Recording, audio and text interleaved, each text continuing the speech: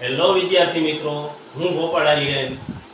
આપણે જે ધોરણ 9 ની અંદર સામાજિક વિજ્ઞાનમાં ભારતમાં બ્રિટિશ સત્તાનો ઉદય, એમાં આપણે પહેલો પાર્ટ જોયો. પહેલા પાર્ટની અંદર આપણે શું શું જોયું? તો કે ભારતની અંદર નવા જળમાર્ગની કેવી રીતે શોધ થઈ, કઈ કઈ પ્રજા ભારતમાં આવીને વસી, એ આપણે સ્ટેપ બાય સ્ટેપ જોયું. ત્યાર પછી બે યુદ્ધો જોયા, જેમાં પ્લાસીનું યુદ્ધ, બક્સરનું યુદ્ધ. હવે પછીનો જે આપણો આ બીજો પાર્ટ છે, આ બીજા પાર્ટની અંદર આપણે શું જોવાનું છે? તો કે બીજા પાર્ટની અંદર બક્સરનું યુદ્ધ પૂર્ણ થયું, ત્યારબાદ કંપનીનો પાયો ભારતમાં કઈ રીતે નખાયો, એના જે ગવર્નર જનરલો છે એને આપણે સ્ટેપ બાય સ્ટેપ જોવું. ત્યારબાદ મેં તમને વાત કરી એમ કે આપણે જે સહાયકારી યોજના અને ખાલસા નીતિ છે એના વિશે અભ્યાસ કરશું. અને છેલ્લે આપણે કંપનીના શાસનની ભારત ઉપર કેવી સામાજિક અને આર્થિક અસરો કેવી થઈ છે તેના વિશે અભ્યાસ કરશું. તો શરૂ કરીએ આપણો વિડીયો. આપણે બંને યુદ્ધો જોયા, જેમાં પ્લાસીનું યુદ્ધ અને બક્સરનું યુદ્ધ. હવે એના પછીનો ટોપિક જોઈએ આપણે, તો કે કંપનીનું શાસન ભારતમાં કઈ રીતે ચાલુ થયું.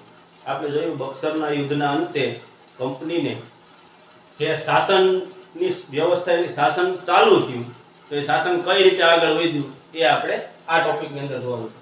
તો એમાં બક્સરના યુદ્ધના અંતે બંગાળ, બિહાર અને ઓરિસ્સાની જે કંપનીને દિવાની સત્તા મળી, એમાં ત્યારબાદ એને 1773 ની અંદર બક્સરનું યુદ્ધ 1764 માં થયું હતું. ત્યારબાદ 1773 ની અંદર કંપનીએ એક નિયામક ધારો પસાર કર્યો, અને આ નિયામક ધારાની અંદર શું હતું કે જે બંગાળનો જે ગવર્નર છે એને ગવર્નર જનરલ બનાવી દેવામાં આવે, અને મુંબઈ અને મદ્રાસ જેવા ગવર્નરો હતા, એની કાઉન્સિલ હતી, એને એની નીચે મૂકી અને એક આખું વ્યવસ્થાની શરૂઆત કરેલી હતી. તો એની અંદર આપણે જોઈએ તો સ્ટેપ બાય સ્ટેપ ભારતની અંદર જે ગવર્નર જનરલ આવ્યા, એમાં આપણી બુકની અંદર જે ભણવામાં છે એમાં સૌપ્રથમ વોરન હેસ્ટિંગ, ત્યારબાદ કોર્નવોલિસ, સર જોન શોર, વેલેસ્લી, હેસ્ટિંગ, વિલિયમ બેન્ટિંગ અને ડેલહાઉસી, આના વિશે આપણે અભ્યાસ કરવાનો છે.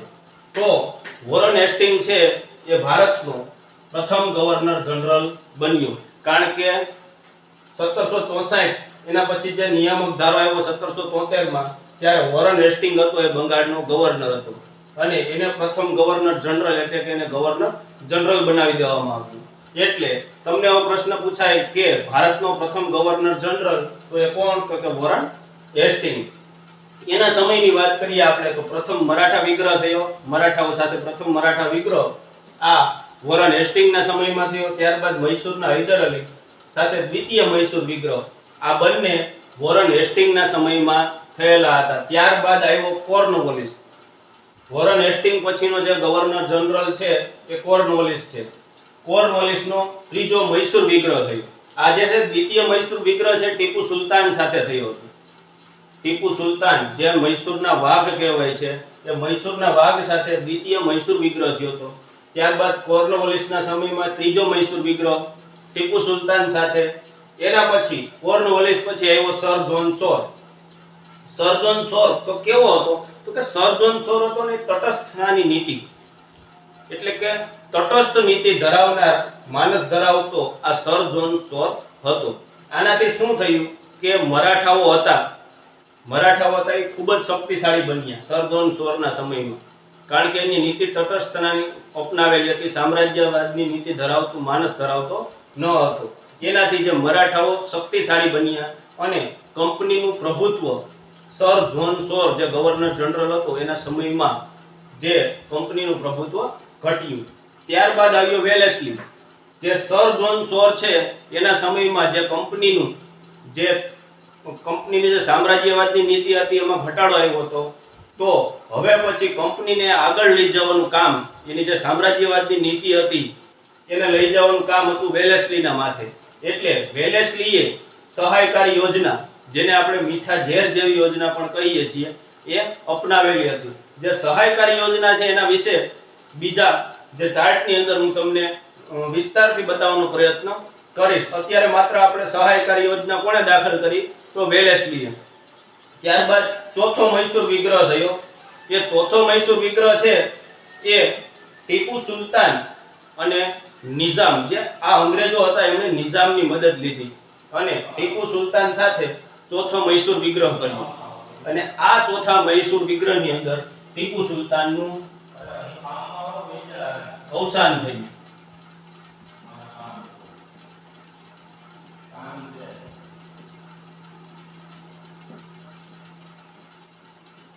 તમને એવો પ્રશ્ન પૂછાય ટીપુ સુલતાનનું અવસાન કયા મૈસૂર વિગ્રહમાં થયું? તો કે ચોથા મૈસૂર વિગ્રહની અંદર ટીપુ સુલતાનનું અવસાન થયું. ત્યારબાદ વેલેસ્લી પછી આવ્યો હેસ્ટિંગ.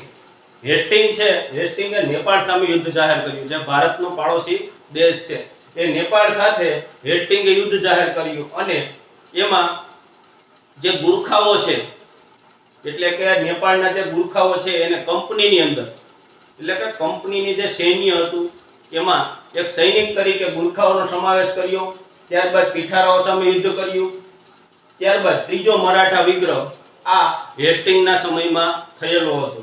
ત્યાર પછી હેસ્ટિંગ પછી ભારતના ગવર્નર જનરલ તરીકે આવે છે વિલિયમ બેન્ટિંગ. વિલિયમ બેન્ટિંગ એક ઉદાર ગવર્નર જનરલ હતો. જેમ સર્જન સતર્કતાની નીતિ ધરાવતો હતો એ વિલિયમ બેન્ટિંગ પણ એક ઉદાર ગવર્નર જનરલ હતો. તેમણે જે અગાઉના જે કે વિલિયમ બેન્ટિંગને જે અગાઉના ગવર્નર જનરલ છે તેની સામ્રાજ્યવાદની નીતિને કારણે ભારતની અંદર ઘણો અસંતોષ ફેલાયો હતો. આ અસંતોષને દૂર કરવા માટે એમણે ઉદારતાની નીતિ અપનાવેલી હતી, એટલે એને ઉદાર ગવર્નર જનરલ તરીકે પણ ઓળખવામાં આવે છે. ત્યારબાદ આવે છે ડેલહાઉસી. આપણી બુકની અંદર આપણે ડેલહાઉસી સુધી ગવર્નર જનરલ ભણવાના આવે છે. એમાં આવે છે ડેલહાઉસી પહેલા પાઠમાં. તો ડેલહાઉસી કેવો હતો? તો કે ઉગ્ર સામ્રાજ્યવાદની નીતિ ધરાવતો હતો. જે કંપનીની મુખ્ય જે માંગ હતી એ હતી કે સામ્રાજ્યવાદ. તો આ જે ડેલહાઉસી છે એ ઉગ્ર સામ્રાજ્યવાદી નીતિ ધરાવતો હતો. ત્યારબાદ એમણે જીત જપ્તી અને ખાલસા નીતિ અપનાવી હતી. સહાયકારી અને ખાલસા નીતિનો હું તમને બીજા ચાર્ટની અંદર વિગતે અભ્યાસ કરાવીશ. એમાં જે જીત અને જપ્તી એટલે કે જીત મેળવવી, યુદ્ધ કરી અને જીત મેળવવી અથવા તો આંચકી લેવું, ઝૂંટવી લેવું, અને ખાલસા નીતિ એટલે કે જે રાજ્યો હતા એને ખાલસા કરવા, આવી નીતિ ધરાવતો હતો ડેલહાઉસી. પરંતુ ડેલહાઉસીના સમયમાં ઘણા ખરા સુધારા થયા. તો એમાં છે પ્રથમ રેલવેની શરૂઆત થઈ મુંબઈ અને થાણા વચ્ચે.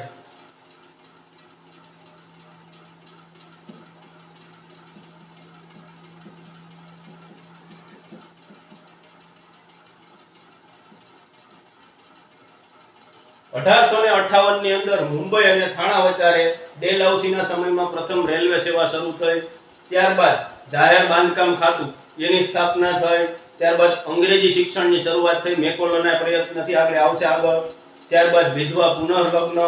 જે વિધવા પુનઃલગ્ન હતા એ ભારતની અંદર તમે જોઈએ તો એક કુરિવાજ હતો કે વિધવા ફરીથી લગ્ન કરી શકે નહીં. તો આ વિધવા પુનઃલગ્ન હતા એમણે શરૂઆત કરાવી. ત્યારબાદ બાળ લગ્ન પ્રતિબંધ. આવા ઘણા જે કુરિવાજો હતા, જે દીકરીને નાનપણથી એના લગ્ન કરી દેવામાં આવતા, જે બાળ લગ્ન છે એના પર એને પ્રતિબંધ મેળ્યો. આવા ઘણા સુધારા પણ ડેલહાઉસીના સમયમાં થયા હતા. હવે આપણા પાઠની અંદર સ્ટેપ બાય સ્ટેપ તમને યાદ રહે એટલા માટે આ ચાર્ટ છે. તો કે પ્રથમ ગવર્નર જનરલ વોરન હેસ્ટિંગ, એના પછી કોર્નવોલિસ, એના પછી સર જોન શોર, એના પછી વેલેસ્લી, એના પછી હેસ્ટિંગ, એના પછી વિલિયમ બેન્ટિંગ અને એના પછી ડેલહાઉસી. આ તમારે લાઈનની અંદર યાદ રાખવાના છે. ત્યારબાદ કેના સમયમાં શું થયું એ પણ આ ચાર્ટની અંદર બતાવેલું છે.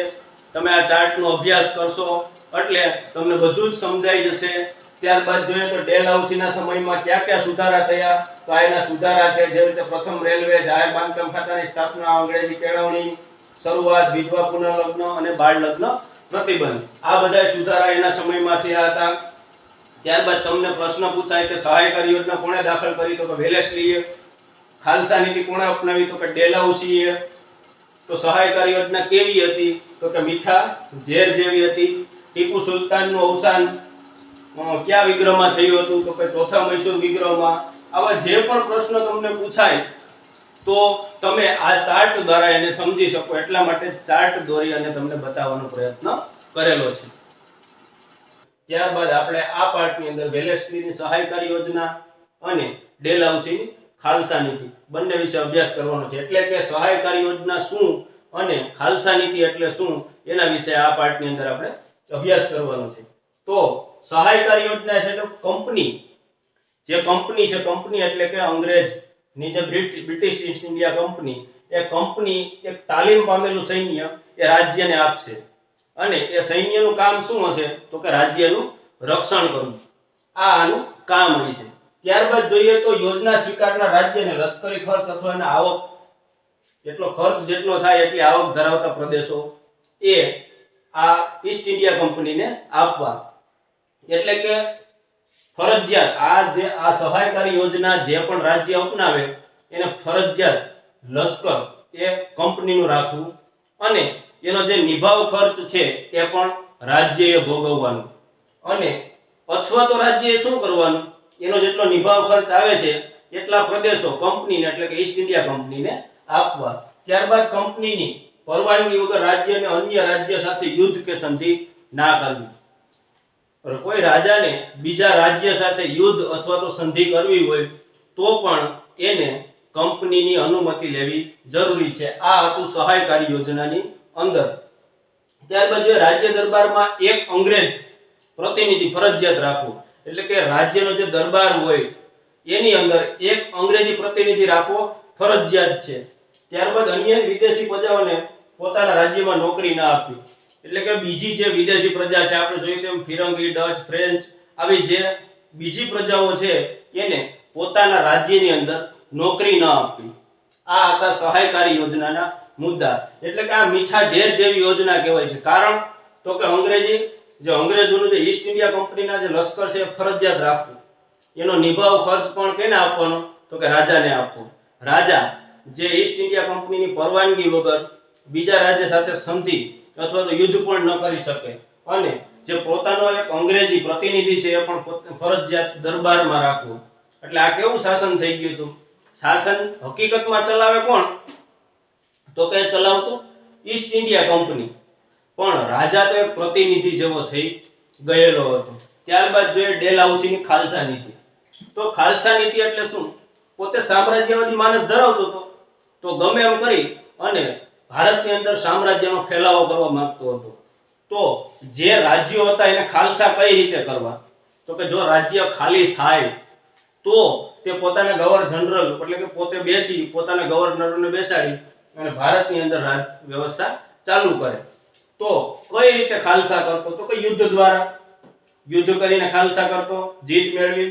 ત્યારબાદ રાજા અપુત્ર અવસાન પામે એટલે કે રાજાને કોઈ વારસ ના હોય તો સીધો તે રાજ્ય પોતે ડેલહાઉસી ગવર્નર જનરલ છે પોતાના કબજામાં લઈ લેતો. ત્યારબાદ ગેરવહીવટના બહાને એટલે કે આ રાજ્ય પોતે સંચાલન કરી શકે એમ નથી, આ રાજા સંચાલન કરી શકે એમ નથી. આવા ગેરવહીવટનું બહાનું કાઢી અને પોતાનું જે રાજાનું રાજ્ય છે પડાવી લેતો હતો. ત્યારબાદ કાયમી ઉઘરાણી કરે એટલે કે જે કંપની છે એ વેરો ઉઘરાવતી અને એ ઉઘરાણીના તળે પણ રાજ્યને જૂટવી લેતો. ત્યારબાદ નામ માત્રની સત્તાનો અંત એટલે કે રાજા રાજ્ય ચલાવતો હોય પરંતુ કે નામ માત્રની સત્તા એટલે કે જે રાજા છે એની સત્તા થોડા ઘણા અંશે ઓછી હોય અથવા તો એનું પ્રભુત્વ ઓછું હોય તો આવી સત્તા પણ પોતે જૂટવી લેતો હતો. તો યુદ્ધ દ્વારા કેને ખાલસા કર્યા? તમને પ્રશ્ન પૂછાય તો કે પંજાબ એટલે પેગુ, પંજાબ, પેગુ અને બર્મા. પંજાબ અને પેગુ એટલે કે બર્માનો દક્ષિણ ભાગ છે એને આપણે પેગુ કહીએ છીએ. ત્યારબાદ અપુત્ર અવસાન પામતા જે રાજા છે અપુત્ર અવસાન પામે તો એવા સતારા, જયપુર, સંબલપુર, ઉદયપુર, ઝાંસી, બગાત અને નાગપુર આ બધા રાજ્યો હતા કે રાજા અપુત્ર અવસાન પામે તો આપણે જોયું છે ઝાંસીની તમને ખબર હશે રાણી લક્ષ્મીબાઈ. તો તમે કહેશો ને પુત્ર તો હતો પણ કેવો પુત્ર હતો? દત્તક લીધેલો પુત્ર હતો. તો દત્તક લીધેલ પુત્રને આ લોકો માન્ય ગણતા નહીં, પોતાનો જ પુત્ર હોવો જોઈએ. એટલા માટે ઝાંસીને પણ રાજા છે અપુત્ર અવસાન પામતા ઝાંસીને પણ પોતાના કબજા નીચે લીધેલો. ત્યારબાદ ગેરવહીવટના કારણે અવધ કાયમી ઉઘરાણીના તળે નિઝામોના જે વરાડ પ્રાંત છે એને ત્યારબાદ જોઈએ નામ માત્રની સત્તામાં જોઈએ તો કર્ણાટક અને તાંજોર આવી રીતે આ રાજ્યોને પોતાની નીચે લાવવાનો પ્રયત્ન કર્યો હતો. તો આ ચાર્ટ દ્વારા તમે સમજી શકો છો કે સહાયકારી યોજના એટલે શું અને ડેલહાઉસીની ખાલસા નીતિ એટલે શું. તો હવે આપણે જોવાનું છે કે આ કંપનીના ઈસ્ટ ઇન્ડિયા કંપનીના શાસનથી ભારત ઉપર એની આર્થિક અને સામાજિક અસરો જે કેવી થઈ છે એના વિશે જોવાનું છે. તો આ કોષ્ટકની અંદર એક બાજુ આર્થિક અસરો અને એક બાજુ સામાજિક અસરો. તેમાં આપણે જોઈએ પહેલા આર્થિક અસરો. તો આર્થિક અસરો ભારત ઉપર કેવી પડી. તો અન્યાય મહેસૂલ નીતિથી ભારતના ખેડૂતો પાયમાલ અને દેવાદાર બન્યા. જે કંપનીની જે મહેસૂલી નીતિ હતી એટલે કે કર ઉઘરાવવાની જે નીતિ હતી એ અન્યાયી હતી. એનાથી જે ભારતનો જે ખેડૂત છે આર્થિક રીતે ભાંગી ગયો અને દેવાદાર બન્યો, પાયમાલ અને દેવાદાર બની ગયો. ત્યાર પછી છે ઇંગ્લેન્ડના ઉદ્યોગોને વિકસાવવા માટે ભારતના કાપડ ઉદ્યોગ પર અન્યાય જગાત નાખ્યું. એટલે કે જે ઇંગ્લેન્ડનો કાપડ ઉદ્યોગ છે એને સદ્ધર બનાવવા માટે જે ભારતનો કાપડ ઉદ્યોગ હતો એની ઉપર અન્યાયી જગાત નાખી, એટલે કે અન્યાયી ટેક્સ નાખેલો હતો. તો એનાથી શું થતું હતું કે ભારતમાંથી જે કાપડ તૈયાર થાય અને એ વિદેશી બજારમાં જાય તો ટેક્સ ઊંચો હતો એટલે મોંઘું પડતું હતું. પરંતુ જો ઇંગ્લેન્ડનું જ કાપડ ભારતમાં આવે તો ભારતના કાપડ કરતાં પણ અહીંયા સસ્તું મળે. આવી અન્યાયી જગાતી નીતિને કારણે ભારતનો જે કાપડ ઉદ્યોગ છે ભાંગી પડ્યો. ત્યારબાદનો પોઈન્ટ છે ભારતના હુન્નર ઉદ્યોગોને કચડી નાખવા વિવિધ અન્યાયી રસમ અપનાવી, જેથી ભારતનો કારીગર વર્ગ ગરીબ બન્યો અને બેરોજગાર બન્યો. જે ભારતનો હુન્નર ઉદ્યોગ એટલે કે હસ્તકળા ઉદ્યોગ હતો, જે નાના ઉદ્યોગ છે એની ઉપર અન્યાયી જગાત અને એને કચડી નાખવા માટે વિવિધ યોજનાઓ બનાવી. તેનાથી ભારતનો જે કારીગર વર્ગ કહેવાય, આપણે કહેવાય છે કે જે હુન્નર ઉદ્યોગ હોય છે, હુન્નર એટલે કળાનો ઉદ્યોગ છે, નાના ઉદ્યોગ છે, એના જે કારીગર વર્ગ હતો એ બેરોજગાર બન્યો. ત્યારબાદ જોઈએ આપણે તો ભારતના ગામડાઓ ભાંગી પડ્યા. તો આપણે જોઈએ તો ખેડૂત, ગામડાની અંદર વધારે પડતી પ્રજા જે હોય છે એ ખેડૂત અને કારીગર વર્ગ હોય છે. તો આવા ખરાબ નિર્ણયોને કારણે, ખરાબ નીતિને કારણે જે ભારતના ગામડાઓ હતો એ સ્વાવલંબી હતા એ ભાંગી પડ્યા. ભારતમાં જોઈએ આપણે તો લગભગ 70% જેટલી વસ્તી ગામડાઓમાં વસે છે અને જો ગામડા ભાંગે તો આપણો દેશ ભાંગવાનો જ છે. ત્યારબાદ જોઈએ આપણે તો કે આ જે કંપનીની શાસન હતું એમાં આર્થિક સુધારા તો થયા, ખરાબ પણ થયા અને સારા પણ થયા. તેનું સારું પાસું શું હતું તો મુંબઈ અને થાણા વચ્ચે રેલવે સેવાની શરૂઆત થઈ. એટલે કે ભારતની અંદર આપણે આગળ જોઈએ તો 1857 ની અંદર ભારતમાં રેલવે સેવાનો પ્રારંભ થયો. ક્યાં તો કે મુંબઈ અને થાણાની વચ્ચે. ત્યારબાદ ઇંગ્લેન્ડ અને ભારત વચ્ચે આગબોટ સેવા શરૂ થઈ. ભારત અને ઇંગ્લેન્ડ વચ્ચે જે દરિયાઈ માર્ગે આગબોટ સેવાની પણ શરૂઆત થઈ. ત્યારબાદ મુંબઈ મદ્રાસ એટલે કે આજનું ચેન્નઈ, કલકત્તા જેવા મહાબંદરોનો વિકાસ થયો હતો. મુંબઈ, મદ્રાસ અને કલકત્તા આ ત્રણ મહાબંદરોનો વિકાસ પણ આ કંપનીના શાસન દરમિયાન જ થયો હતો. મદ્રાસ એટલે આજનું ચેન્નઈ, એનું જૂનું નામ મદ્રાસ છે. ત્યારબાદ જોઈએ આપણે સામાજિક અસરો. તો જે કંપની હતી એના શાસનની સામાજિક અસરો કેવી થઈ તો કે સમાજ ઉપર કેવી અસર પડી. આપણે આર્થિક અસરો જોઈ, એમાં સામાજિક અસરો તો કે વર્તમાન પત્રોના વિકાસ થતા તેનાથી પ્રજામાં વાણી અને વિચાર સ્વાતંત્ર્યની ભાવના વિકસી. આ જે વર્તમાન પત્રોની શરૂઆત એટલે કે વિકાસ એ પણ અંગ્રેજોના સમયમાં જ થયો હતો. એનાથી શું થયું તો કે જે ભારતની પ્રજા હતી એમાં વાણી અને વિચારની સ્વાતંત્રતા જન્મી. એટલે કે ભારતનો યુવા છે શિક્ષિત થયો. ત્યારબાદ વર્તમાન પત્રો વાંચતો થયો, દેશ વિદેશના ન્યૂઝ જાણતો થયો અને આનાથી ભારતની અંદર શું કરી શકાય જેનાથી પરિસ્થિતિ બદલાય આવા વિચારોની અંદર એક આપણે કહી શકીએ વિચારોની અંદર પરિવર્તન આવ્યું. ત્યારબાદ જોઈએ તો કે સતી પ્રથા, દૂધ પીતી કરવાનો રિવાજ વગેરે અંગ્રેજોના સંપર્કથી રાજા રામમોહન રાય, દુર્ગારામ મહેતા, બહેરામજી મલબારી દ્વારા કુરિવાજો દૂર થયા. તો કે આપણે જોઈએ છે ભારતમાં પરંપરાગત સમયથી ઘણા ખરા કુરિવાજો ચાલી આવતા હતા. એની અંદર જોઈએ તો સતી પ્રથા, બાળકીને દૂધ પીતી કરી દેવાનો રિવાજ, બાળ લગ્ન, આવા ઘણા ખરા ભારતની અંદર કુરિવાજો હતા. તો અંગ્રેજોના સંપર્કથી જે રાજા રામમોહન રાય, દુર્ગારામ મહેતા, પછી બહેરામજી મલબારી આવા સમાજ સુધારકોએ અંગ્રેજોની સાથે મળી અને આવા જે કુરિવાજો હતા એને દૂર કર્યા.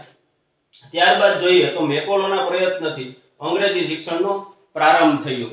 આ મેકોલો હતો એના પ્રયત્નથી મેકોલોએ શરૂઆત કરી અને ભારતની અંદર જે અંગ્રેજી શિક્ષણ છે એનો પાયો નખાણો, એટલે કે એક શિક્ષિત વર્ગ અસ્તિત્વમાં આવ્યો. ત્યારબાદ જોઈએ તો ચાર્લ્સ વુડની ભલામણથી મુંબઈ, મદ્રાસ એટલે કે ચેન્નઈ અને કલકત્તામાં યુનિવર્સિટીની સ્થાપના થઈ. ચાર્લ્સ વુડની જે ભલામણ હતી, ચાર્લ્સ વુડનો ખરીતો પણ આવે છે, એનાથી જે મુંબઈ, મદ્રાસ એટલે કે ચેન્નઈ અને કલકત્તાની અંદર યુનિવર્સિટીઓની સ્થાપના થઈ અને ભારતનો જે અશિક્ષિત વર્ગ હતો એને ઉપર એટલે કે ઉપરના લેવલનું ભણવા માટે એનો માર્ગ મોકળો બન્યો. તો આ પહેલો પાઠ અહીં પૂરો થાય છે. આ પાઠની અંદર જે ભારતમાં બ્રિટિશ સત્તાનો ઉદય કેવી રીતે થયો એની વિશે આપણે 5-6 જે ચાર્ટ છે એના દ્વારા એનો અભ્યાસ કર્યો. આ ચાર્ટ બનાવવાનો મુખ્ય હેતુ એટલો જ હતો કે તમને સહેલું પડે. બાકી ચોપડીની અંદરથી વાંચી અને તો તમે પણ સમજી શકો છો, શીખી શકો છો, પરંતુ આ ચાર્ટનો અભ્યાસ કરો તો તમારે સમજવામાં સહેલાઈ રહે. માનો કે એક બાજુ આર્થિક અને એક બાજુ સામાજિક અસરો છે, તો તમે સમજી શકો છો કે સામાજિક અસરો કેવી થઈ અને આર્થિક કેવી થઈ. આ ચાર્ટ દ્વારા તમને આ પહેલો પાઠ સમજાવવાનો મારો ઉદ્દેશ્ય આટલો જ હતો. તો તમને આ વિડીયો કેવો લાગ્યો, તમારે કંઈ કોમેન્ટ હોય કે આમાં કંઈ સુધારા કરવા પડે એમ હોય તો નીચે મારા નંબર છે, અથવા તો એમાં તમે મને ફોન કરીને અથવા તો કોમેન્ટ દ્વારા પણ તમે મને જણાવી શકો છો. આ પાર્ટ પહેલો અને પાર્ટ બીજો આ બે વિભાગમાં પહેલો પાઠ અહીં પૂર્ણ કરીએ છીએ. જય હિન્દ, જય ભારત.